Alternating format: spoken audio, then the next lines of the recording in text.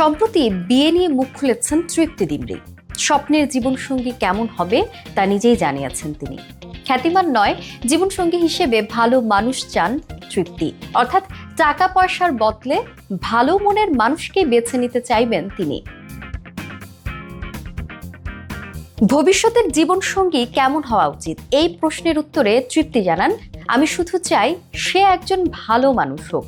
টাকার খ্যাতি তো এমনিতেই চলে আসবে, তবে আপাতত বিয়ের পরিকল্পনা নেই উল্লেখ করে তৃপ্তি বলেন, এই মুহূর্তে আমি শুধুই নিজের ক্যারিয়ারে মন দিচ্ছি, বিয়ে এখনো অনেক দূরের ব্যাপার। 2023 সালের ব্লকবাস্টার সিনেমা অ্যানিমেলে রণবীর কাপুরের বিপরীতে জোয়ার চরিত্রে অল্প সময়ের উপস্থিতিতেই দর্শকদের মনে দাগ কেটে গেছেন তৃপ্তি।